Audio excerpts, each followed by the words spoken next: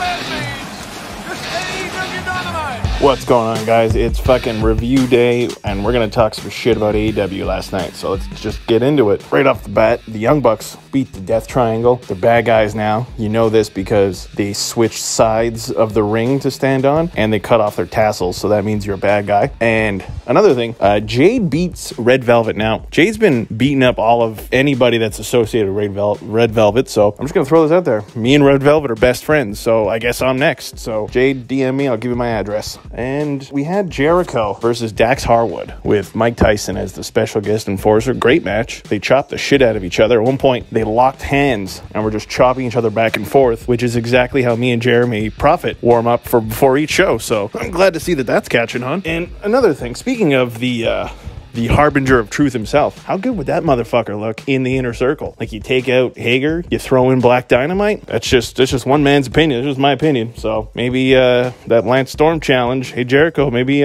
look to the north, brother. So we had Mike Tyson knock out Cash Wheeler, and I'm pretty sure he's dead. So rest in peace to Cash Wheeler. Thoughts and prayers to your family, especially after last week, what he did to fucking Sean Spears made him look like Robin Givens.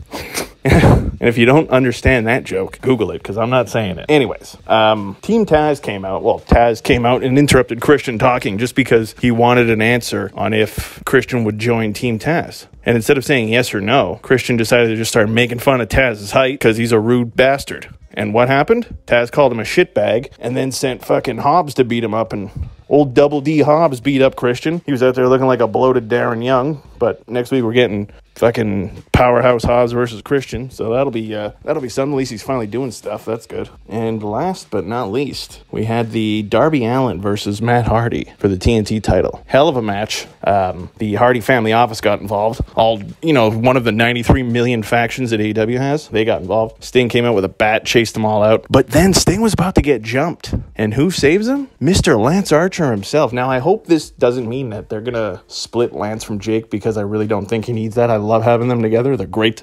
But the thing that bothers me is that Lance saved him, and Sting just stared at him. And Sting didn't say thank you. But if you've been listening to the show for the last few weeks, you already know that Sting's a bad friend, so this shouldn't surprise you that he's also a fucking rude person. There's just too many rude fucking people working. You got Christian, he got his ass whooped for being rude. Sting kind of got away with it this week, but sooner or later, Lance Archer is going to fucking destroy Sting, and I don't want to say I told you so, but I fucking told you so. So yeah, that's the review for this week, guys. Hope you enjoyed it. Like, share, subscribe, do all that shit. Head over to TikTok. Check out Jofo in the Ring on there. Check out me on there, offbeat_Kyle. We got some good stuff. You'll like it, I think so. Anyways, we'll see you guys next week.